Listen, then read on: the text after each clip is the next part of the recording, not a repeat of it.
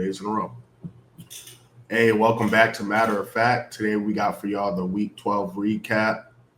Monday, we still got the Hardball Bowl tonight, but figured missing 3 games. Let's just recap these. A lot of interesting things happen, a lot of randomness, a lot of playoff implications, drafting implications, and my boy Austin's wearing the Victory Monday shirt. Said, fuck Travis Hunter. Let's spoil these guys' dreams. Let's spoil little bro's dreams real quick. Yeah, bro. I'm in a nautical theme right now. You know, shout out to Cancun, my team in Cancun right now. Dayball clearly tanking. But, bro, is he tanking, or is this kind of like worse than people even expected? Bro, we'll get to that game. We'll get to that game. I'll give you my takeaway on like what's going on there. All right. Some collusion. Okay. All right. So what's up? So we good? We ready? Yeah, we're ready. What do you mean? All right, let's get it. My bad. Let's go. All right. So we had the Chiefs and the Panthers. Hey man, I called this one perfectly. I was about to say you called this. I mean, and I didn't have any pushback on it. I kind of thought, you know, if it were this was definitely for sure a possibility. My only thing was I didn't want this to be the week they decided that they want to smash the team out, you know.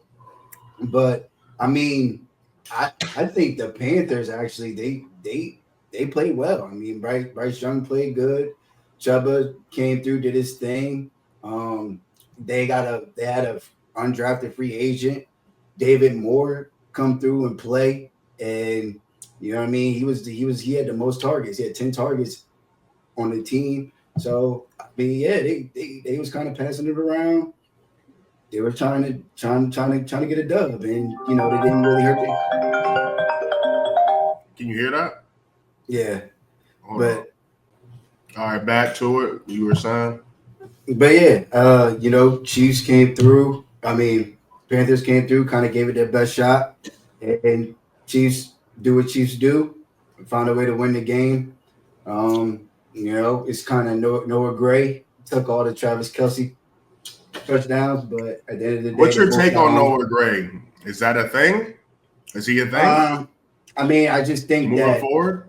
I think that anybody that's dressed up and can run a route and that's healthy that plays for the Chiefs is just bound to get the ball. Like I just think that they're just in a situation like, look, if you're open, you're gonna get the ball. Just catch it. Kind of, you know what it gives me vibes of, like Will Dissly on the Chargers.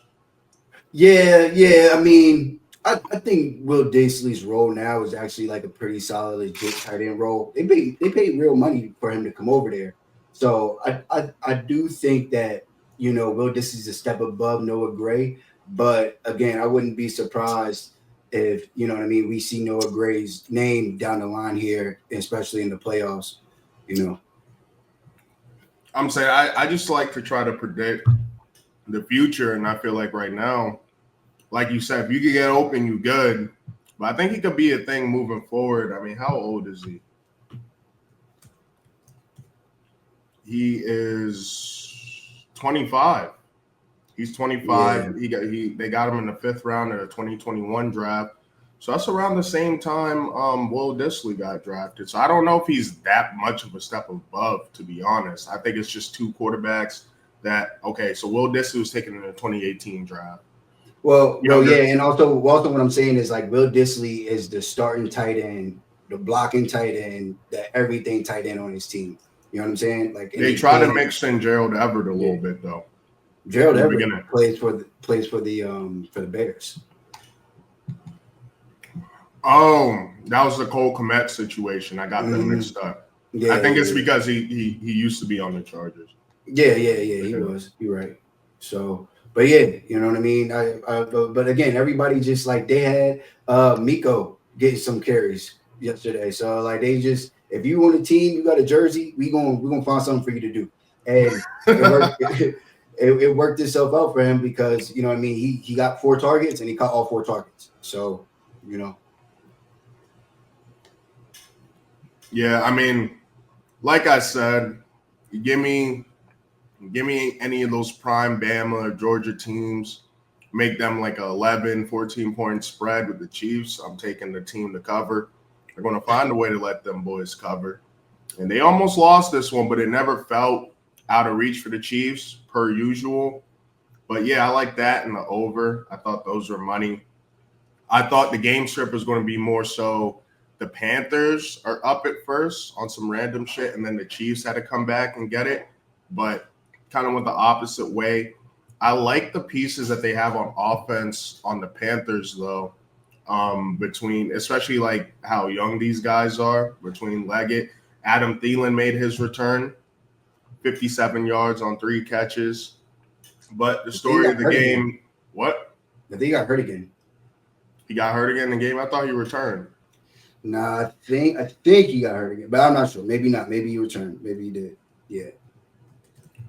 But David Moore, 6 catches, 81 yards, and a touchdown. So Bryce Young is, somewhat looking like that point guard they were trying to make him out to be at first.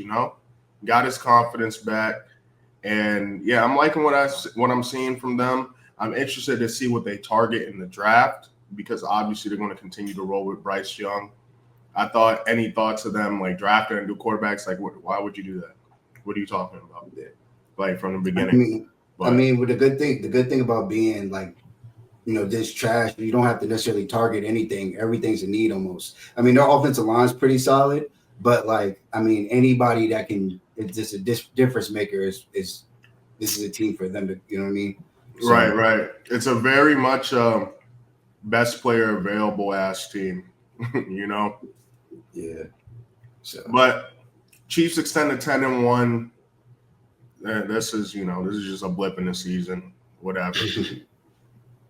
And we got the Bears. Now, this game, I thought for a fact that Justin Jefferson would be able to get to 1,000 yards, but the Bears, I guess they had the same information I did, and they decided that we don't care how we lose this game. Justin Jefferson was not going to beat us. Like, Justin Jefferson was not going to beat us. And, like, I wish I was joking, but look, like, everybody else went off. Jordan Addison went off for 162. And then T.J. Hawkinson went crazy for 114-7. Like, both of them got 9 targets each. Like, they just made sure that they took Justin Jefferson out of that game.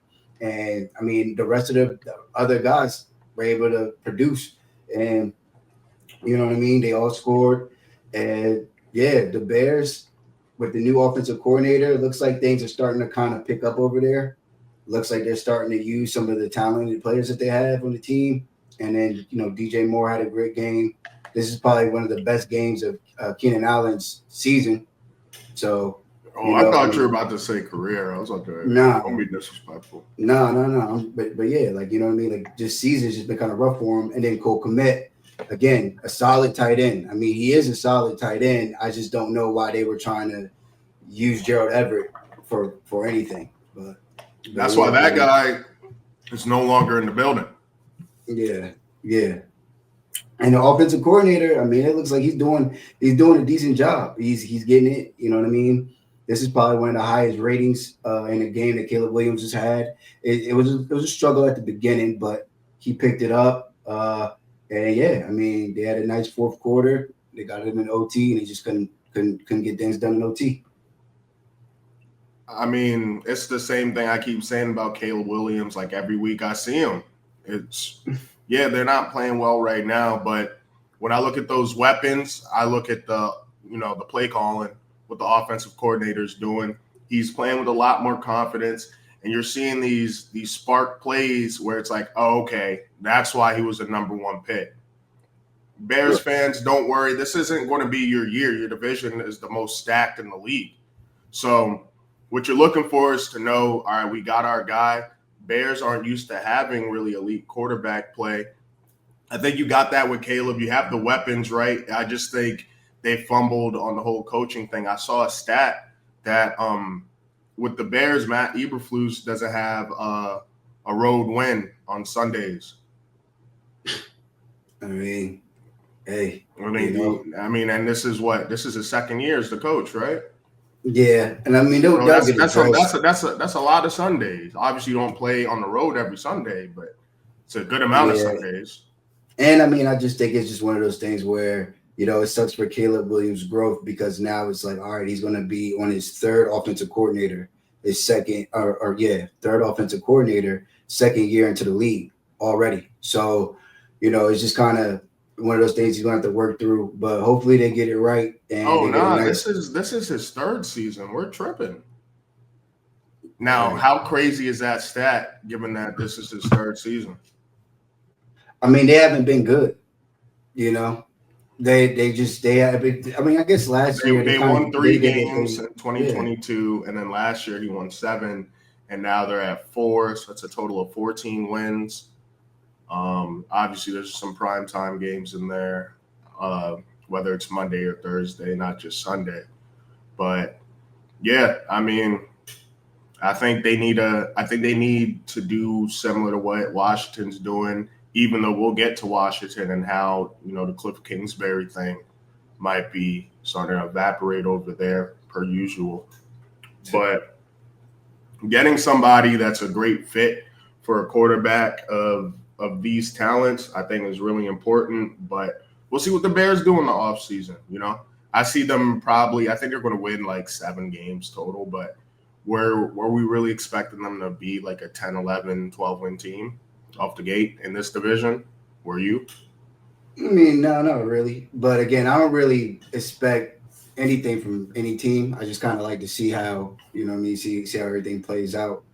But I think I'm just glad they had some good games. I think that they can stack on.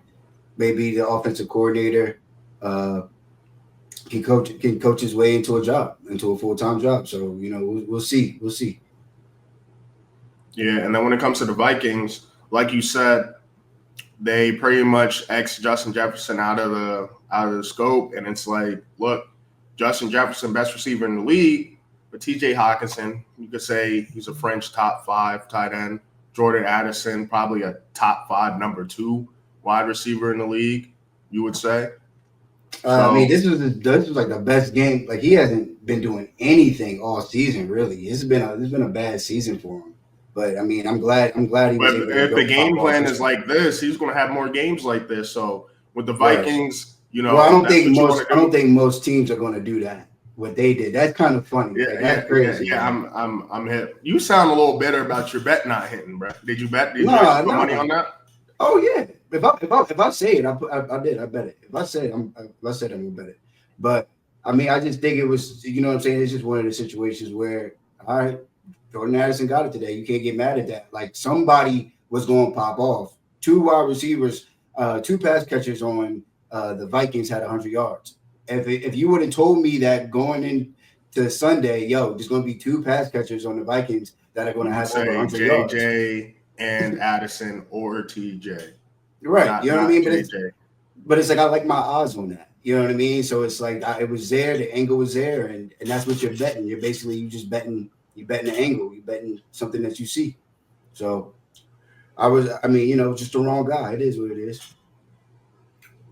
Yeah, I don't know if that's a good game plan, but you gotta give some credit to Sam Darnold to read the field and be like, all right, well, I'm just gonna get it to these guys then, and not force the ball to them.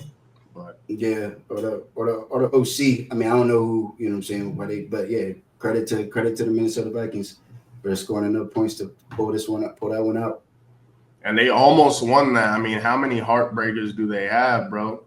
Like, Like damn. 3. I mean, to think about Caleb Williams coming from USC, where that wasn't like a blue blood, that wasn't like your Bama or your Georgia or your Ohio State, and you come to this situation where you have the weapons, but it's a lot of heartbreaking losses. Definitely, I can't wait to see what happens when they have the right pieces over there in terms of the coaching staff and see what they do, because he's had Yeah, his fair share of overcoming adversity for sure.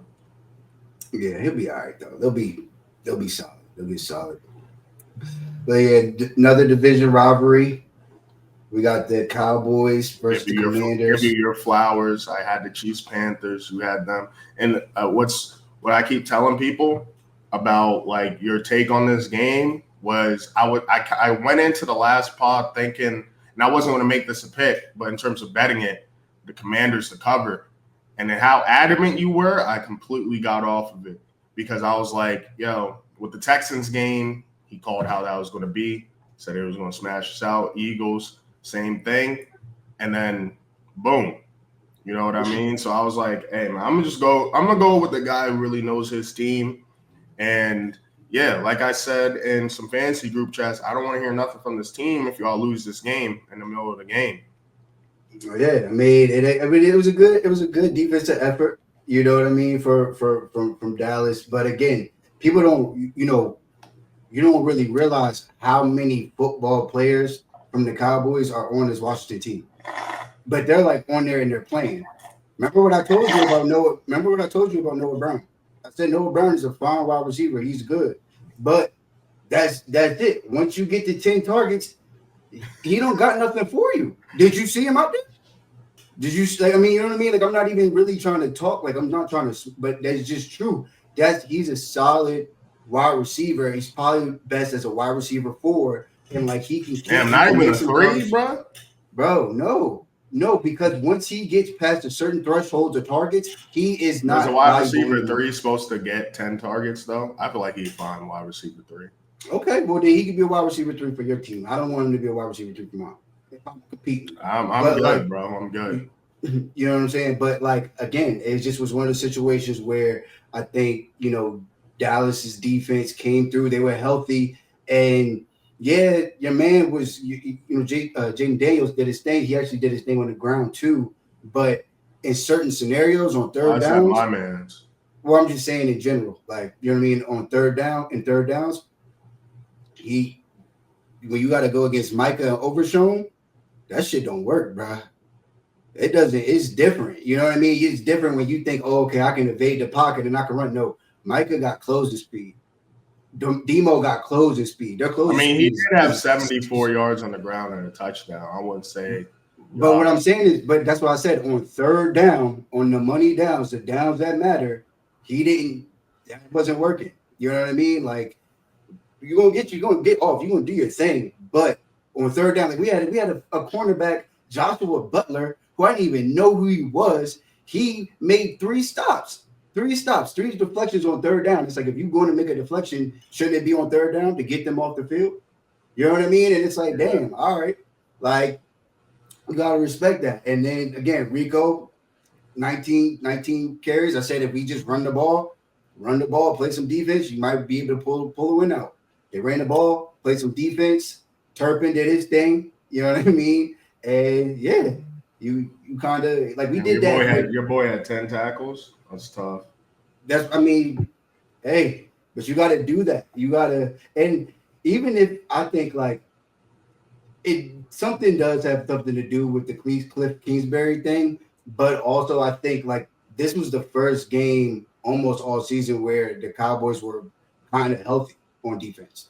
You know what I mean? So I think there was some stuff that Mike Zimmer was able to do, some things that he was able to deploy, and then. Even though Daniels did it, I guess he was going off or whatever, Austin Eckler and then Brian Robinson getting hurt, I think that really fucked up their game plan. Oh, yeah, 100%.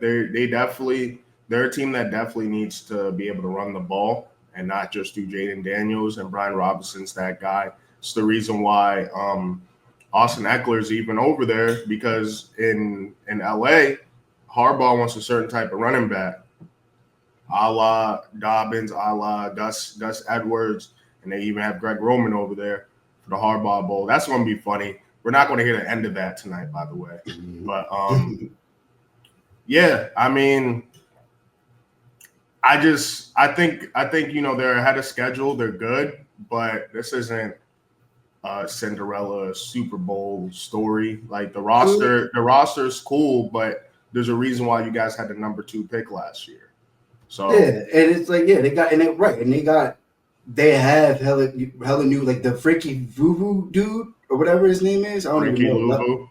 Luvu, yeah, no, he's a dog. He's a dog. But if you notice, he kind of plays. They deploy him because he had 7.5 sacks on the season, and I was like, oh, Dan Quinn is deploying him like how he would deploy Micah. You know what I'm saying? He's an inside linebacker, but then on passing downs, he rushes the passer or he's blitzing from his inside linebacker spot. You know what I mean? But I'm like, that's what you got to do with a cat like that can do it. Is that I don't know how many people in the league that can, but Dan Quinn was able to find one that could, and I mean he was killing it out there. But like Dorrance Armstrong, Dante Flower, Noah Ekabagami, oh my god, I can't even say his name. Bogme or whatever. So like all of these cats were on the Cowboys last year, and now they're part of a different team's depth, which is I think also part of the reason why our team wasn't going to be successful this year, just because we simply didn't have enough depth pieces. So and then it got a little weird. Chauncey Golston with that the interception of the screen pass, getting touchdowns off of the kick returns. And the blown coverage by Terry McLaurin when there's 14, less than a minute left on the clock. It's like, yo, all you gotta do is just let him catch the ball and tackle him. By the way, that shit might lose me my week. So shout out to y'all for allowing that to happen. CeeDee Lamb played a good game. Like, you know what I'm saying? Like with Cooper Rush, the best that he could do. Oh, and they still got blown coverages. So blown coverages, tight end, wide open, nobody around him. That's something that I saw in the playoff game last year. It's like, yo, that wide receiver, the tight end was so wide open. Like they had to have the sky cam for you to find anybody next to him. And it was like we had a similar play this week with Shoemaker.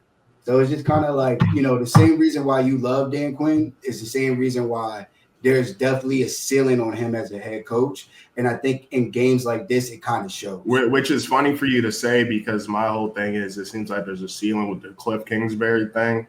And, as we get tape on what you're planning on doing and defenses tighten up, it gets colder out there and we get some November football, might have to switch it up a little bit. I mean, I'm not sure if he's able to do that. I think it just gets tough, especially for their offense. It's clear they need another wide receiver. Like, not even trying to joke on or Brown, because at the end of the day, he did have 71 yards. But it's clear that we said that before the game.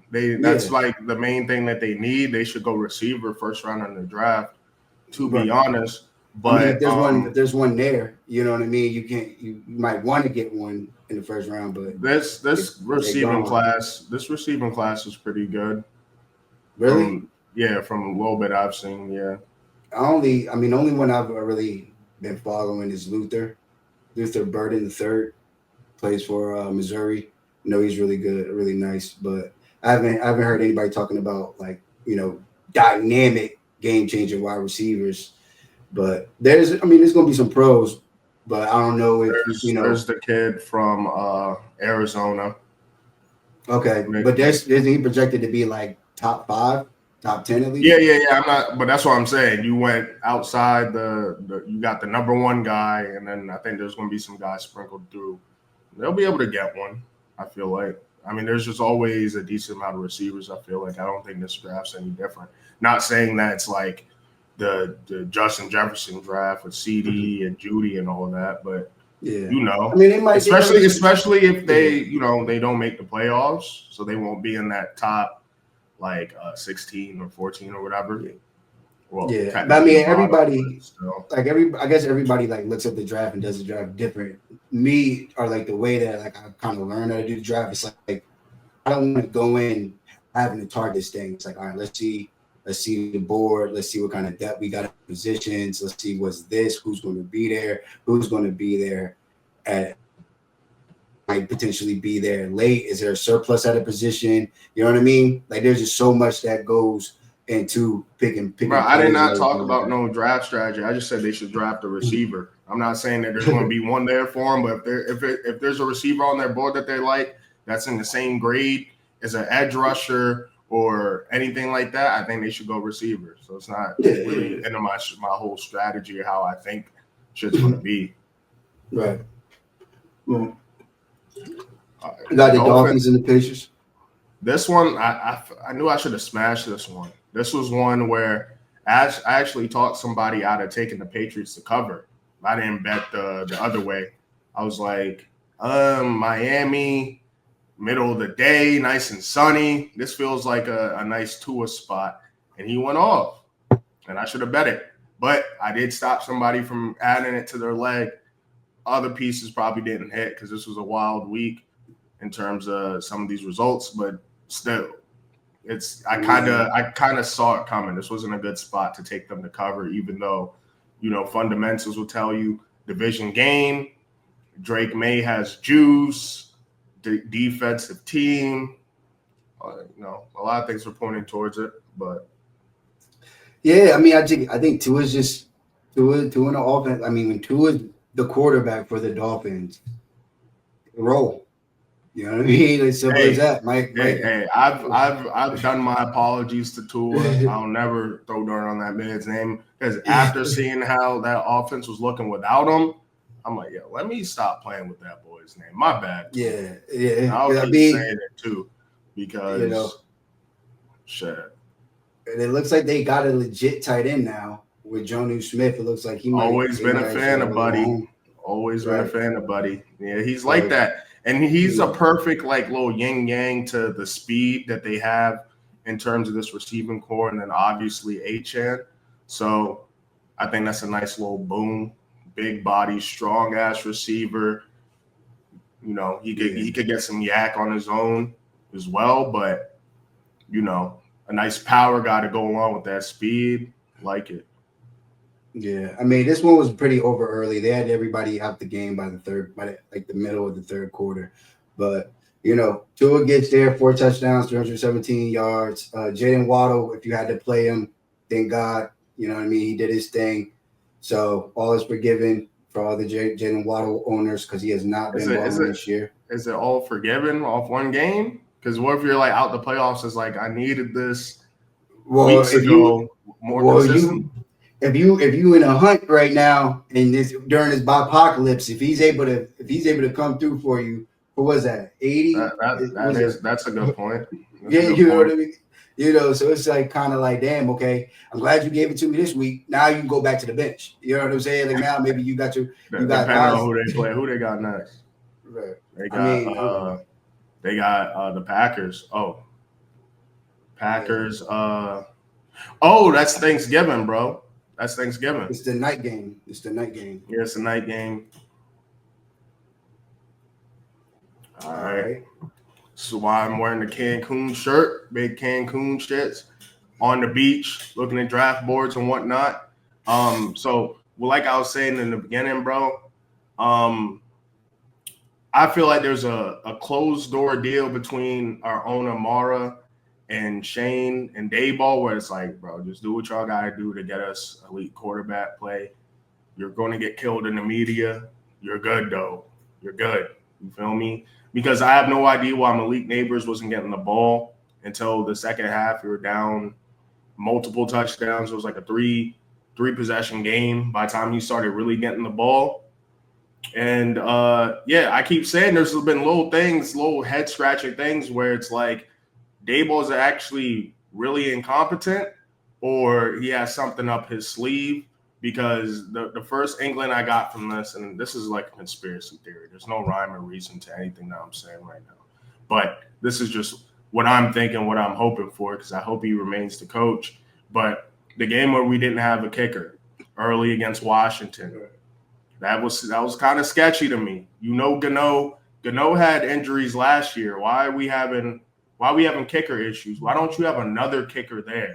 And if that Jamie Gillian as a punter, can't kick field goals, you got to have a backup plan for that. You didn't have a backup plan. You have this situation. You have a couple different moves. The game where we were down 14 and he went for 2 for whatever reason. You can say what you want about analytics and the advanced metrics. There's no way in the second, third quarter of a game that you're down 2 touchdowns that you should be going for 2. I don't get why you would do that. And our percentage of making 2-point conversions is probably 10% or something. So I keep saying it feels like he's tanking. He's professionally tanking. So W tank job, because now we're number 2. Yeah, but I mean the Panthers are you know what I'm saying, we suck. We pick we with this tank too, but it's do y'all like it don't even look like they're playing for the coach. Like it like coming like the rumblings out of the actual like Dexter Lawrence, like your guy. It was kind of like, yeah, I mean, some guys have kind of packed it up. Oh Like yeah, and he that, wasn't the only. He wasn't the only one that said. I mean, the vibes are at an all-time low. but We that's have what the I'm team saying because captain saying that. Yeah, I'm hip, yeah, but because that's where power through. I think that's where a coach, you know, like a day ball could potentially lose his job I because agree. I don't think that, you know what I mean? Like I believe you and I'm actually with you on that. Like y'all should keep him. Hopefully y'all get a quarterback. I mean, but my whole thing now, before I was like, okay, y'all kind of tough out, and I can see what you're saying. Like, oh, once you get a quarterback, it's gonna be a little different. But now it's like, damn, like y'all getting smacked up. Like y'all defense was at least y'all defense is healthy.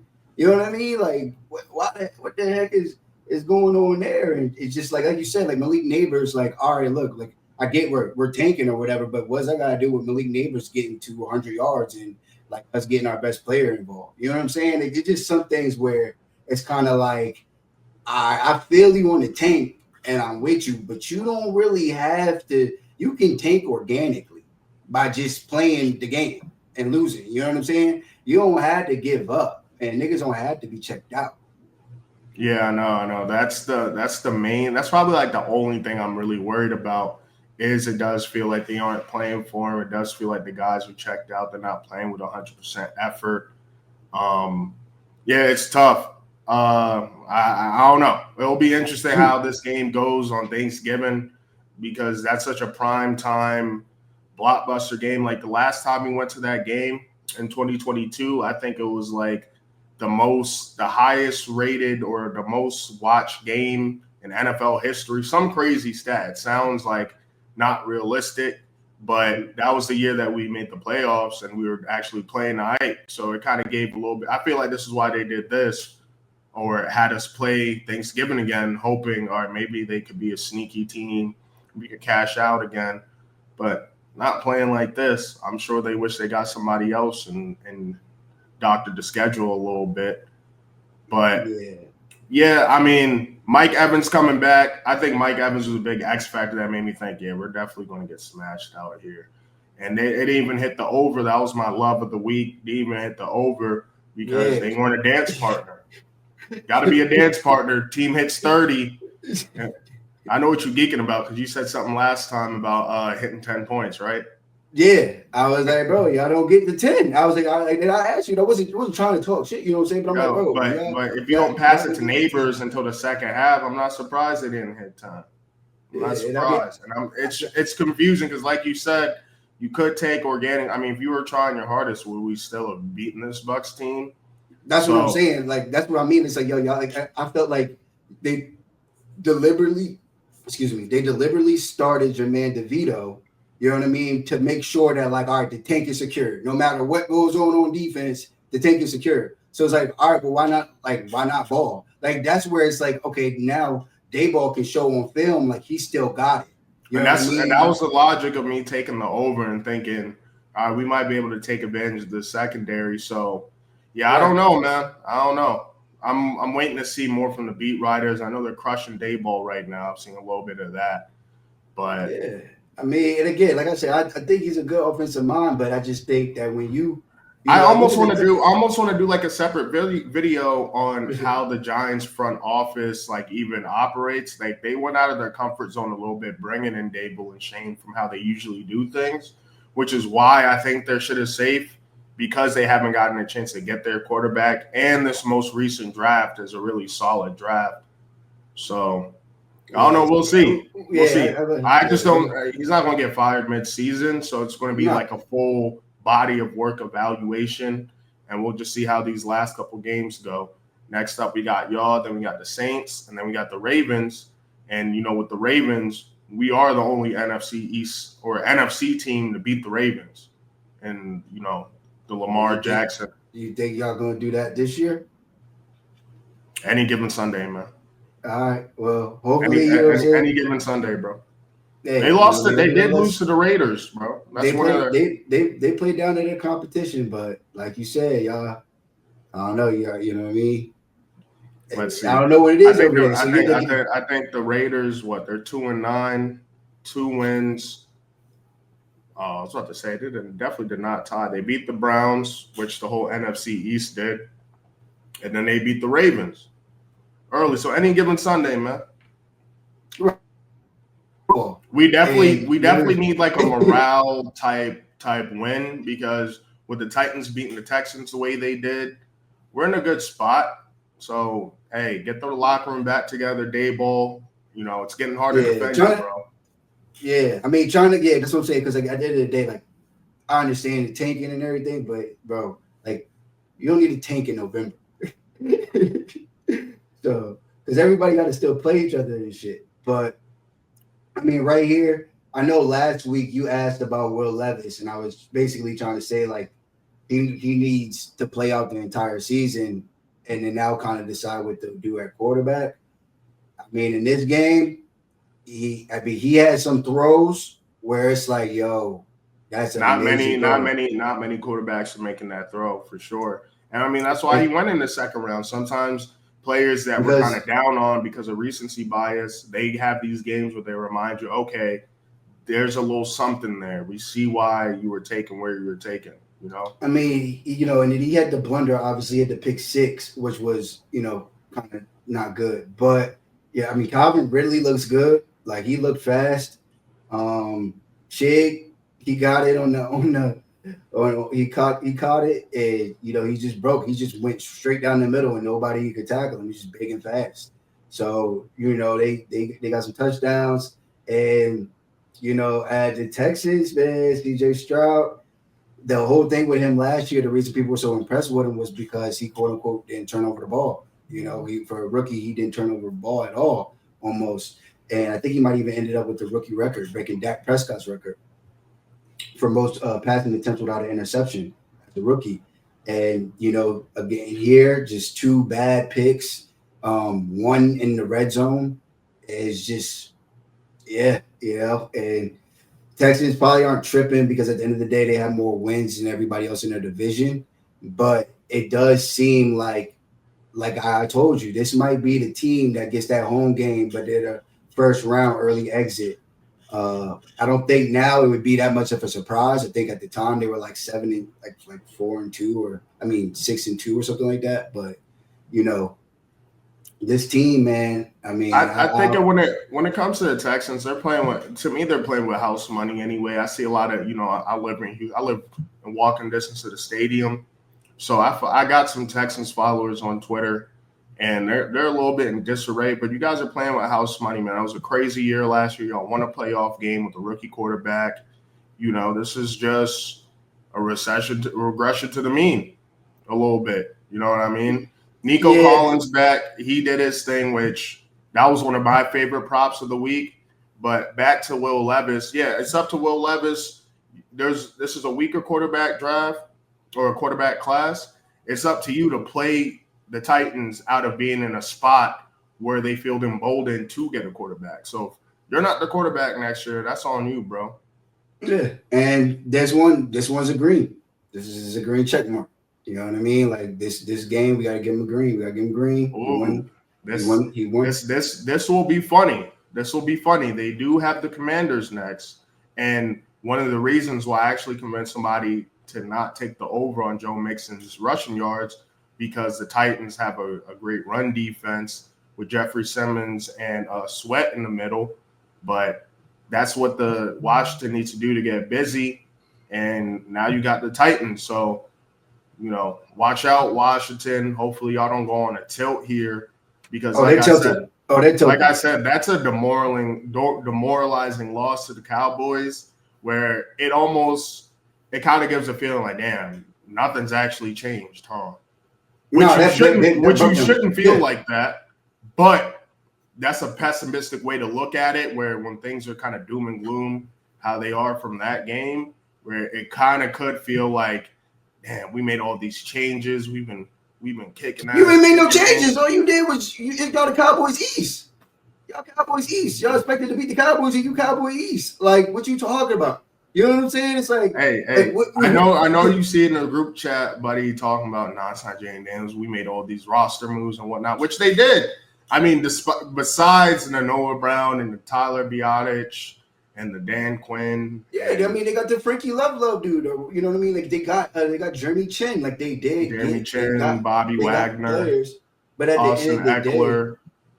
day, they needed depth pieces, and they like literally, you know, those cats. I mean, like I said, Noah number one, he lined up against CeeDee Lamb. CeeDee Lamb's like, bro, you couldn't even get on the field last year. You were inactive. You were healthy inactive, and now you're starting. Like, I mean, he did all right for the Texans, so they might have saw that. Nah, he wasn't on the Texans. He was on Miami. He played for Miami. Oh, Noah Brown? Noah Aga, whatever, number one. Oh, I thought you were talking about Noah Brown. No, you're number one. That's what I'm saying. Okay. He lined up. That's why I was confused. I was like, what do you mean he lined up with CeeDee Lamb? No, I'm saying number one. That's why I said number one was lined up. Like you lined up against CeeDee Lamb. CeeDee Lamb probably like, yo, like you couldn't even play. You couldn't even play for us last year. You know, so it's just they got, you know, they still got pieces that they need to build upon or whatever. And now I just think it's kind of showing that they are a 500 team. You know what I mean? Like not even trying to throw shade, but they're a 500 team. They just had a lot of their wins early. But you don't think they shook about this Titans team right now? That Titans team just matches up well against them. I mean, exactly. I don't like seeing the lines this early because I want to do my guesswork first. But 5.5. Hey, you know what I mean? So it's 5.5. That might be. I might tease that to about 12. That's a lot. Man, I don't know. We'll see. But what we got next? Lions. So this one was basic, simple, kind of knew I was gonna go. You know what I mean? Can't sleep on that Lions defense. One of my favorite betting guys, this is one of his locks, was the under. He said that once the number hits around 50, 51, it tends to go under for the Lions.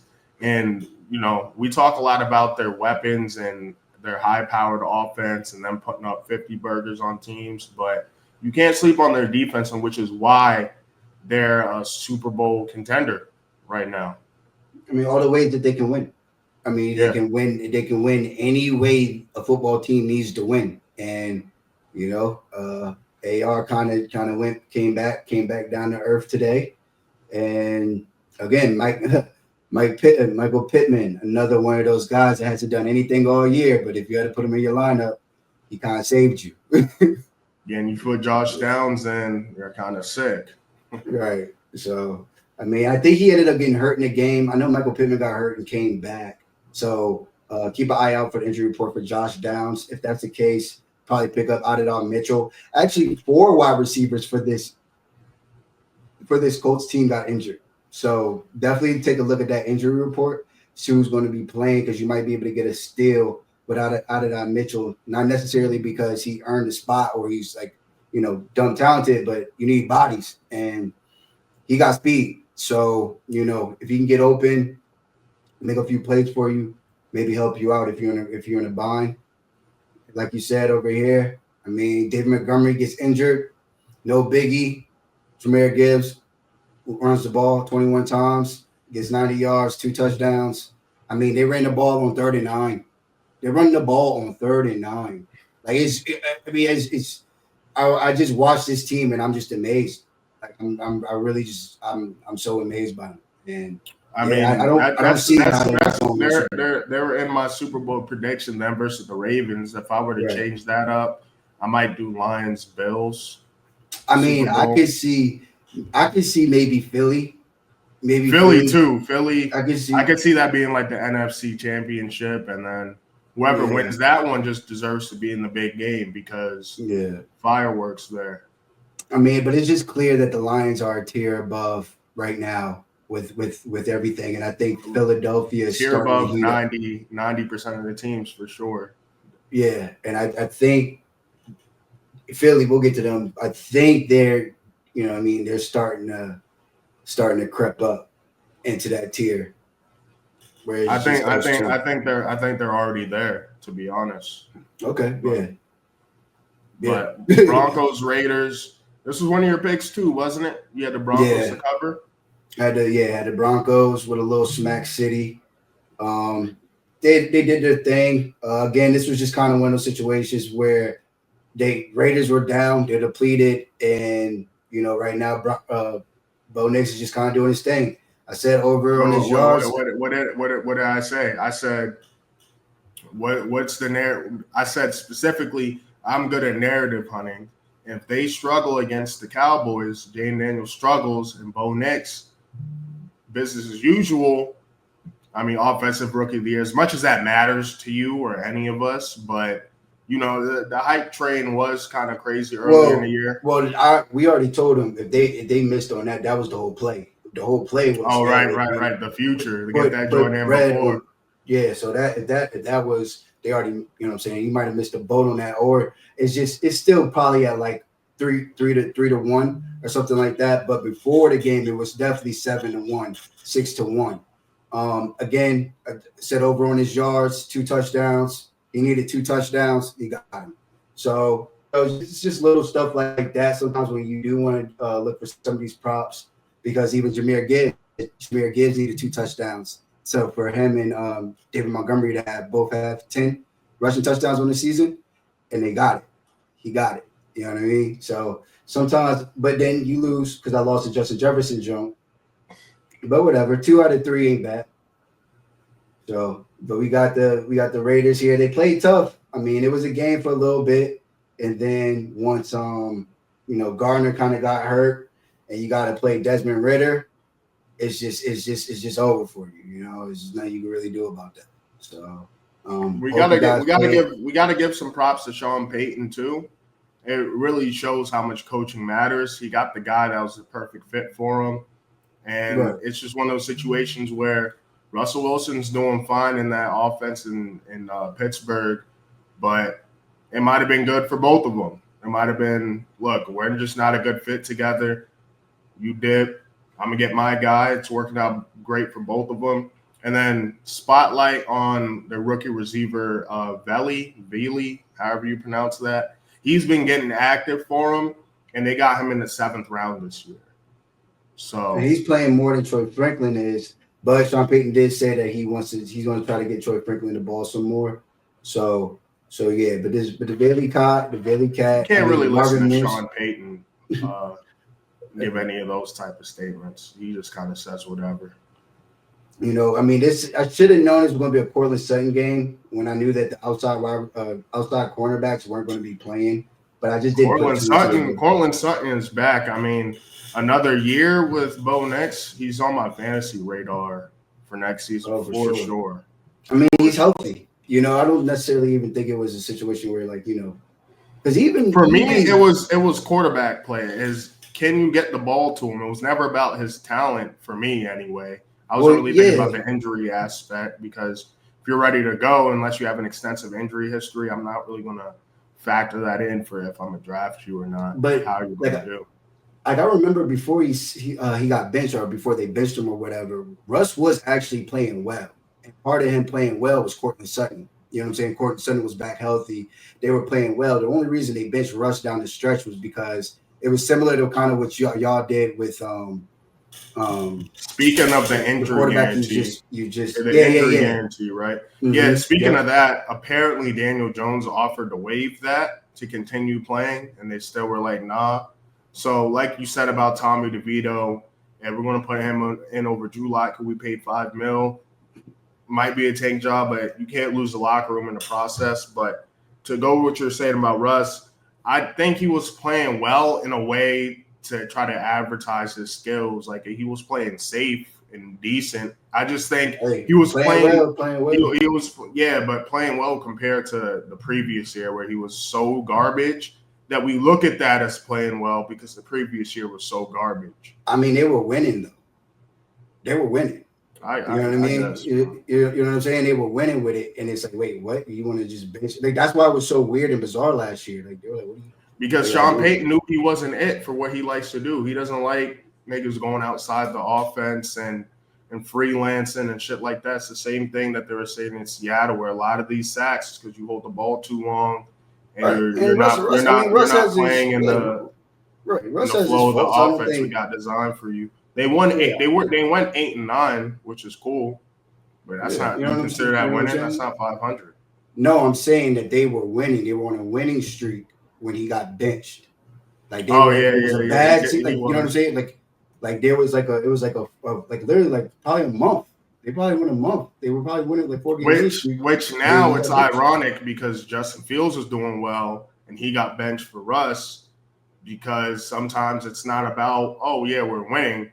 Yeah, but can we get better quarterback play? Yeah. So this one was smack spot. This is the one I got off. I had a little bit Cisco, but see, I would have went the Packers' way if I keep saying to check injury reports, and I didn't know Bosa was going to be out. No idea. Yeah, George Kittle, he got there. Kind of had a feeling that he'd be able to do his thing. This is kind of interesting. This is something to monitor for sure. Christian McCaffrey, 11 carries, 31 yards. I'm pretty sure he had 5 yards. I think he fumbled too. Yeah, fumbled, lost it. I remember seeing that. So he doesn't really look back to form. Damn, really. all three of their backs fumbled. I'm glad you went to that. That's funny. That's funny as hell. Yeah, I mean, it's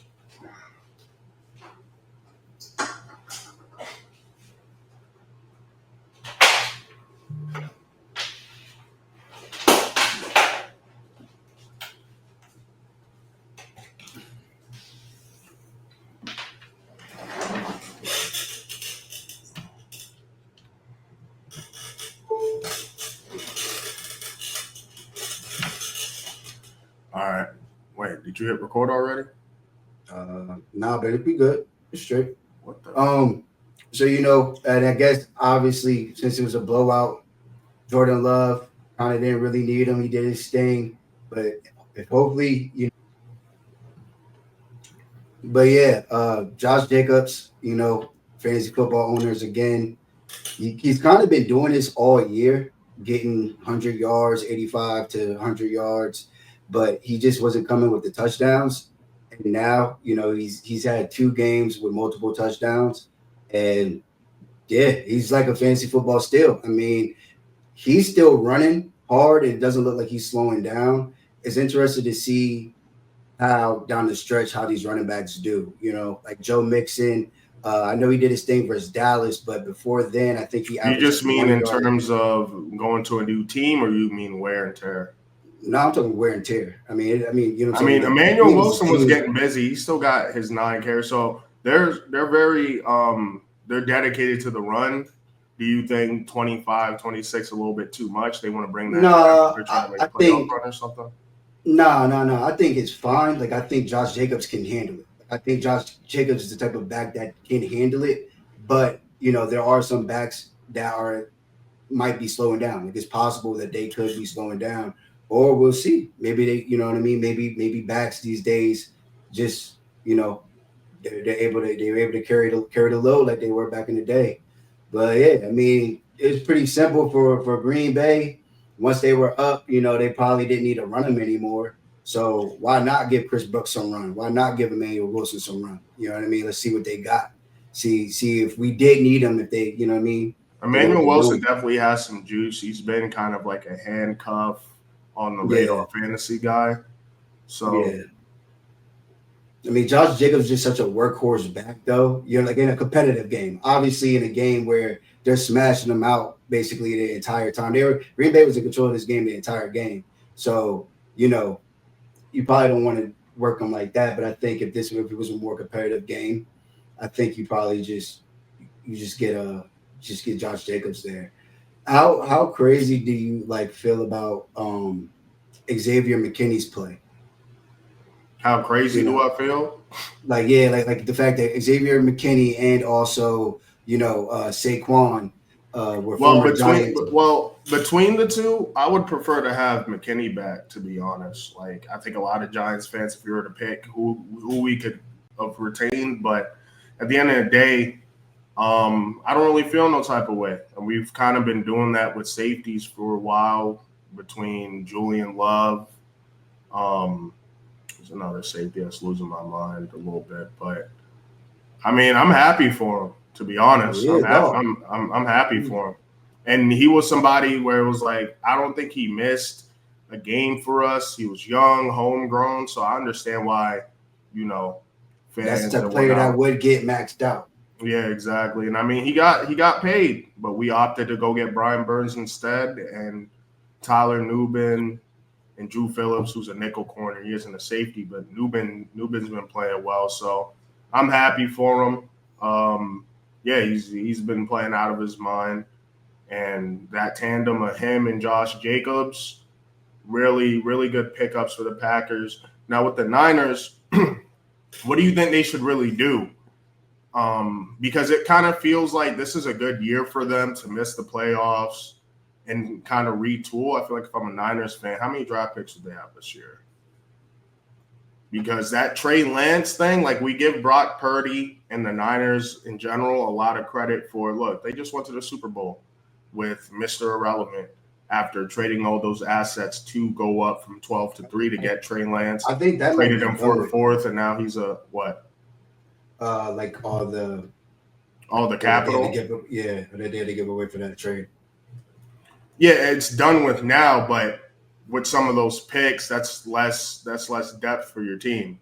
That's less young pieces. You know what I mean? Yeah, this recent draft they had all their picks. So they're done with that. But I mean, like in terms of, all right, we lose this guy, we lose this guy, we lose that guy. It would have been kind of dope to have. Like, imagine if they had those picks from that draft, who they could have gotten to have those depth pieces in play for losing Greenlaw, for, Nick Bosa's out. I'm not saying you could replace those guys with some rookies or one-year players, but either way, my point is I think it's a good year for them to retool. I mean, they've been to like 3 straight conference championships, Super Bowl, and this is just not their year injury-wise. And before they got Christian McCaffrey, they were kind of known as that team that at the peak of their powers, scary, but the injury concerns have always been there. So no Ayuk now.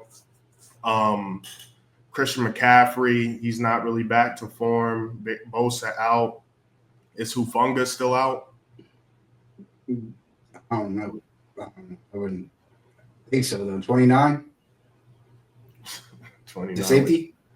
Yeah. I think he's out. He's out. But they actually did. You said 29 like you'd be playing against him. I only know him as 29. I mean, that's how, what I'm saying. I know it's easier for people to like, okay, I remember. Oh, yeah, I forgot. Y'all got beef, so you probably do have those numbers memorized. But no. They got a nice safety to replace him. He's a rookie. So they've been drafting well. It's just they always draft pretty well, but you can only draft with the picks that you have.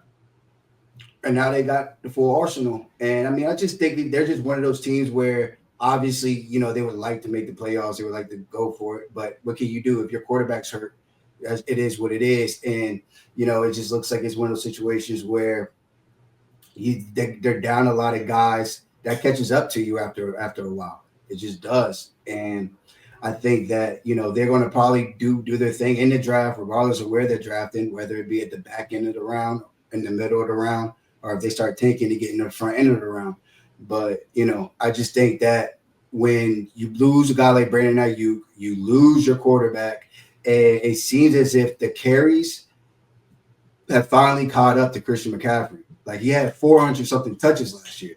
So it's just kind of like this is the aftermath of having that amazing season. Which is why that's so tough to go out how they did in overtime, because that feels like that was your best year to really do your thing. And they might need a couple years to retool, similar to the Eagles when they made the Super Bowl and then they had their little down period where they're still making the playoffs, but they have some impact draft pieces right now, some good free agency acquisitions. And now they're really, they're looking like Super Bowl contenders in their own right.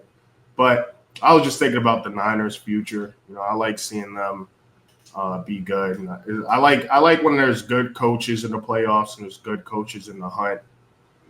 So, I mean, I'm sure they'll be back. So, yeah, maybe next year. this Seahawks, one, Cardinals. I really wish I took the under for this game. I'm really over betting these NFC West matchups. They always don't seem to play both teams, win or lose. It always feels like they're not playing at their best anytime they play anybody in the division. That's what it feels like to me when I see them. I mean, I think this is just I think it's one of that like the situation kind of what you're saying, but also I think Mike was it Will McDonald or Mike McDonald? Mike McDonald.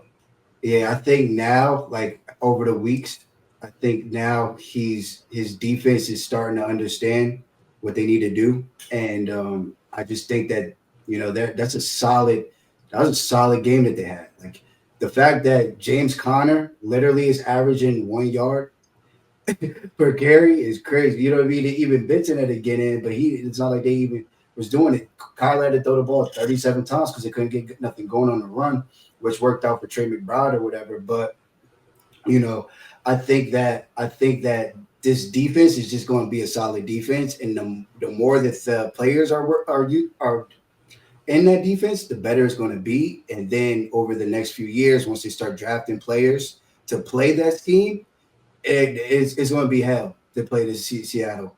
It's going to be hell. And I just think that the Cardinals. We said what they had to do to win. We were like, yo, they can win. They haven't beat them at all. They haven't beat them in like 6 years. You hot right now, and you need in order to win though, you need to give the ball to James Conner, and he needs another game of 100 all-purpose yards.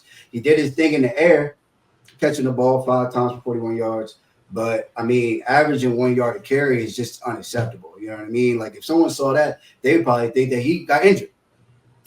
yeah. So, I mean, they just had the script on them, and this is the reason. I mean, bro, if your nickname is Boy Genius and you're right, this is what you do. The defensive side of the ball, this is what I was expecting in the beginning. But as we were saying, sometimes it takes a little bit for these defensive coordinators to get the team bought in and get them playing how they imagine it in their head. You know what I mean? So, yeah. I mean, the Seattle team, it seems like a race between them and the Cardinals right now. But, yeah, I mean, with the Rams and Niners, this feels like a changing of the guard. You know what I mean? This division's been Ram or Niners for so long, and some of those go all-in movements from both those teams are starting to creep up on them where there's for example, the Rams earlier this year, that's when they were good having their injury bug. And if they won a couple of those games, if they're healthier earlier in the season, we might be talking about them being 7-4 or something like that. You know what I mean? But now we have the Cardinals and Seahawks. They're looking like them, man. They're looking like them. This is a gauntlet of a division, and it's like, hey, you take whatever win you can get. Seattle, they take pride in winning at home. So obviously, they felt like they were going to get this one, and they did. I mean, they got a pick 6 from Kyler, and that basically essentially was the game. That was the difference between the game right there.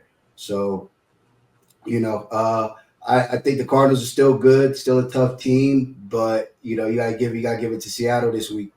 They did their thing, and it's not like it was pretty, but again, Jackson Smith and Jigba, I just think that we're getting to the point where DK's still gonna hold it down with the deep ball, but I think that to summarize it, I saw Tyler Lockett get dropped in the bye week this week.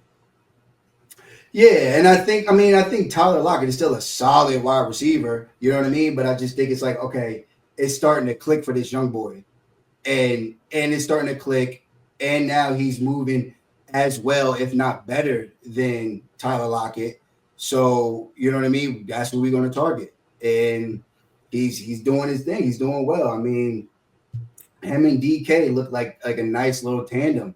And if you got him on your squad or your fantasy team, I'm telling you, this is the Amon St. Brown. He's not going to stop doing this. I think this is going to be the norm for Jackson Smith and Jigba, like 6 to 8 receptions, anywhere between 65 to 100 yards, somewhere between there, and maybe you get lucky with a touchdown. But You know, for him to give you over 10 points, probably somewhere between 15 down the stretch, that's kind of all you can ask for. Yeah, for sure. I was just looking up something JSN related. But yeah, wasn't he the first receiver taken out of that draft? Mm-hmm. He was the first one. I mean, shoot, he was at Ohio State with all of the dogs. He was at Ohio State with Marvin Harrison, and he was at who else? Garrett Wilson, Chris Olave. Like he was the first one that was getting busy. So it's like that's just what they do out there. The Ohio State cats, and it's Ohio funny State because and LSU. and it's funny because I feel like LSU, all of their guys, you're like, wow, like they look crazy on the field. Like these cats are Jamar Chase is just overpowering, 4'3", 200 pounds. Jake Jetta is just like stream beam. You can't guard him, But then even your boy Malik, same way, kind of got a little bit of CD to him. But then you go over here to Ohio State, and you're like, yo, are these cats even fast? Like, what's going on? Like, are they what you know what I mean? Like, people still don't really know what's up with Marvin Harrison. Like, he got speed or what? And then it's like Jackson. I feel like Jackson Smith. It's just like with them, it's like the fundamentals and shit. Right. Yeah, their technique and just the way that the nuances of the wide receiver position, they just understand it. Like they're getting that education at Ohio State. By the way, I remember this draft in particular because I remember wanting a receiver in this draft. There was a run on receiver. I think this was the most receivers taken consecutively in the first round, like ever or something. I remember because right after that, it was Deontay Banks, Dalton Kincaid, and then your boy Mozzie Smith. But where did Zay go? I thought like Zay went after Quentin. So it goes JSN, Quentin Johnston, who's having a resurgence of a year. He's back for blood. Zay Flowers, and then Jordan Addison. So all four of those guys, they're not looking too bad, especially getting them at the back end of the draft. Right. Pretty great. Yeah. Shoot, if you Washington, that's what That's what they're hoping for, something like that, right? But not even but to bring it around, like not even joking, but like that, they would love to have a Zay Flowers on their team or Jackson Smith and Jr. You know what I'm saying? Yeah. For real. And let me look at the rest of this draft for all those guys. And this is what happens sometimes. Sometimes there's a run on certain positions. Yeah, this was the Bryce Young, C.J. Stroud, Anthony Richardson. I thought it was another quarterback taken. And then you have two running backs taken in the top 12. Certain positions just get pushed back, kind of similar to this draft where and you got a linebacker. Someone took an inside linebacker. Remember the Lions took an inside linebacker. Oh, right. They had two picks. They go running back and linebacker, scratching your head. But those are impact players on that team. Right. But yeah, that like this past draft, you had 6 quarterbacks go in the top 20, top 15. And then the first defensive player you're expecting to go to the Falcons because they refused to draft an offensive player in the first round for the past 5 years. And then you have the Eagles who's able to take advantage of that, get Quignon, get Cooper DeJean. You have the Rams being able to take advantage of that, getting Jared Verse when they did, going crazy. So he played well last night. Those kind of drafts, that's money to get certain positions. And that's what we saw with that receiving class. You have a linebacker, 2 running backs, and 3 quarterbacks taken. It pushes other position groups back. And speaking of the Rams and Jared Verse, you have the Eagles, the Rams. Just saw this one last night. I had a feeling the Eagles were just going to have too much. And this is what I meant, by the way. Not saying you were wrong on this take that you had, but if there's no Devonta Smith, or what were we talking about? Well, it was AJ Brown. It was smooth. This is even better, right? So let's say instead of AJ Brown, instead of Devonta Smith not being there, it was AJ Brown. You don't think, that's some video game shit. I think I did that shit with Jahmyr Gibbs and Mutt 2 days ago. But you don't think Saquon could supplement some of the offensive production that you get from A.J. Brown if Devonta Smith is there and they still got Goddard and whatnot? And that was if kind of they're like gonna, what I thought. if they're gonna, because I like my thing with the Kellen Moore, if he's going to run the ball like this, no matter what, yeah, Hey, hey, I'm glad you brought up Kellen Moore because I think I read or saw something where or I think it was on the broadcast, but the Eagles, some of their vets went and like, yo, we need to get back to running the ball. We need to get back to that identity. So that maybe that's a part of what you were saying with Kellen Moore, which is he he's gets not away. he gets away from it, but they're like, I mean, Don't do that. Yeah, like they're like, hey, yo, chill, don't. we brought Buddy in for a reason, you know. Yeah. So, and again, I mean, I didn't know he was going to blow up like that, but we did say, Saquon has been averaging 143 all-purpose yards. So if you wanted to take him for 100 all-purpose yards, something like that, and then I told you about the ladder of AJ Brown. So, I mean, that was able to cash. That was cool. But yeah, man, I'm not going to lie to you. If they can do that, if they can play like how they played last night, granted, I don't know if he'll always get to 300 yards, but like, yeah, I believe that they can win the Super Bowl if they run Saquon and Saquon's able to hold up. You know what I mean? Because It's kind of weird. It reminds me of the Niners move where on the Panthers, Christian McCaffrey was always hurt. Saquon often hurt on the Giants. They get to a team that has some real playoff Super Bowl aspirations and have a great roster around them, new energy, new life, and this is what you get right here. and there's something else you should consider. And it is what I'm kind of thinking about. It's like, all right, say he's able to get through this season, right? He's able to get through the season and he's all pro, if not MVP, balls out, they do their thing, right? And then playoffs does their thing. What happens next year? When did all of these carries start to show that it's taking a toll on his body? I think we've already seen similar to what might happen, and which is why this is a real win now spot for him. At least this year, maybe next year. I mean, it might be next year where we see Christian McCaffrey that doesn't look like the same guy, and they're going to have to continue doing this because they're going to want the best seeding in the playoffs that they can. You want that one seed. And, they seem straight for the division. Commanders back down to earth, Dak out for the season, and then the Giants being the Giants. So they look good for the division, but So now it's like, all right, are we going for it this year? Like, is that the decision? And if you're Kellen Moore, you just look at Saquon, you say, yo, hey, we're doing this. I mean, we did this. This is what happened to Zeke.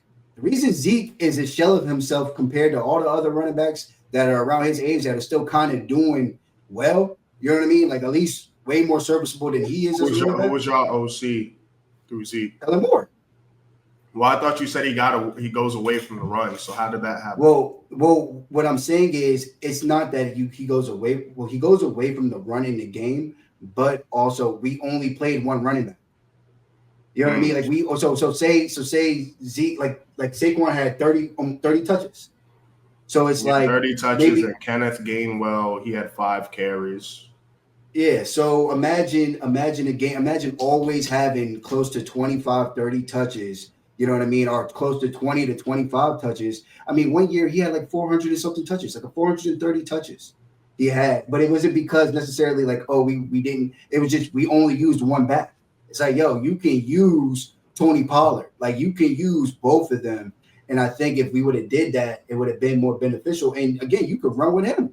You could run with Tony Pollard. Run the ball 15 times with Tony Pollard. Run the ball another 20 times with Ezekiel Elliott. Yo, and 10 yards a carry. I'm sorry, 10 yards a carry is fucking ridiculous. I mean, yeah, you got. I mean, this is some college shit. This is jinky. You know what I mean? I hope that he can do it. Like, I hope that he's able to ball out and we see where this thing goes. But again, like I said, if Kellen Moore, like, I don't know if I ever seen a game where when we had Zeke, where Dak had 22 passing attempts. You know what I mean? Like, he was always getting 30 passing attempts or whatever. But if they do this right here and you eliminate Jalen Hurts, that's all you need from Jalen Hurts. And we got him doing all the heavy lifting. And then it's funny as hell because it's like, yo, he really only threw it to his mans. To AJ? Yeah. 179 yards, and he got 109 of them. This is some Cooper Rush shit. There you go, throwing shade. Yo. Hey, bro, I'm not trying to throw shade. I'm just, you know what I'm saying? I'm just telling the truth. Like, crazy. But, I mean, hey, good win. Good win. Saquon, I mean, three-headed monster. And I think they, like we said, as long as they can stay healthy, it right now in that S tier, it looks like it's just them and Detroit. Right? Yeah, it does look like that. At least for the NFC. I mean, I was just looking at the division rankings. Yeah, it's looking like them, and you can make an argument for the Vikings, but I feel like they're one tier below. Yeah, I think just due to the quarterback, you know what I mean? Like, because I still see that Sam Darnold shit. Like, but yeah, I think the Vikings have the pieces you would like to have in terms of, you know, running back, wide receiver, defense, whether that's the players or the coordinator, but the defense is playing well. I don't know if Minnesota though. You think they fucking with the Eagles right now? Are they fucking with the Eagles? It depends. It depends on it. I think Brian Flores would be the X factor in that. I'm looking at the division or the conference. And so the Vikings, out of all the teams that have at least 8 wins, only 4 of them, the 2 teams that I would put in a tier below the Lions and the Eagles, they're pushing out Sam Darnold and Jordan Love. So having that veteran quarterback that you believe in, yeah, I mean, that's what separates them to me. Because the Vikings do have the weapons in place. They do have a lot of good pieces on defense. But the question mark is when we get in these tight situations, can Sam Darnold, you know what I mean? Yeah. Is he going to go back to being that Sam Darnold that was seeing ghosts? You know, and that shit is really not going to. They did him dirty with that. Because I knew that shit. When that shit happened, I was like, that's never going away. He's going to have to go to a new team. The fact that it came out of his mouth. I think it's the fact that they caught it coming out of, you know what I mean? The fact that he said it, it was like, yeah, bro, you're never going to live that down. Almost as bad as AR saying, yo, I was tired, bro. I was tired, bro. You see them big ass motherfuckers out there chasing me? Those niggas tired, bro. Yeah. But the same way I thought, like, yo, Sam Darnold's going to need a new team after that. That's why I was like, yo, it wasn't really even, his play wasn't good up to that point. But that was like the final straw where it's like, give that nigga a breather. Nigga. You tired? Go on the bench and take a break and be back. Because I know Joe Flacco isn't it. And there's no point in pushing this 40-year-old out for shits and giggles. But go take a break, my guy. So, yeah, definitely on the same. But, you know, I'm rooting for him to prove niggas like you and me wrong, though. You know what I mean? Prove us wrong. Because you're going to be in the playoff mix. And Vikings aren't a team that you're going to really – no one's getting up to – no one's like, oh, I hope we get the Vikings round 1. Hell no. Nah, man. Nah. So, but once we get to game time, shit gets tighter in that playoff atmosphere. Shit gets tighter in January, man. Yeah. And they lost their left tackle for the season. Like, that matters. Like, right now, Lane Johnson and what's the other – Jordan Mailata. Bro, they're like 1 and 2. They're ranked they're like the best left tackles in the NFL. So we got them both on our team right now. So it's like, you know what I mean? Like that's where that starts to matter. Where okay, at least Jalen Hurts has time, or they're pushing people and they're mauling guys and Saquon guys. That's a good point because to go back to the Lions. Arguably the best O-line in the league over there with Penei Sewell and Glasgow and Frank Ragnow. So, yeah, that it's the things like that definitely matters. The reason why you never see elite tackles just available. Yeah, if you're an elite tackle, you might as well get a nice house there. You're not leaving, bro. Yeah, you're not leaving unless you're Washington. But I mean, even that, even that was because they fucked up. Yeah, I meant. Yeah. So, well, yeah, that's the show. Yeah. You got anything else? Nah, that's it. We'll review the Harbaugh Bowl before niggas head out to Dallas. We're gonna be here Wednesday. I'm gonna have to drive over. So I'm excited for the Harbaugh Bowl. We'll talk about that after. But like and subscribe. Recap here for you. Next week, no buys, and then we have another 6-team bye in week 14. Shout out to the NFL matchmakers and schedulers and whatnot. But yeah, man, we out.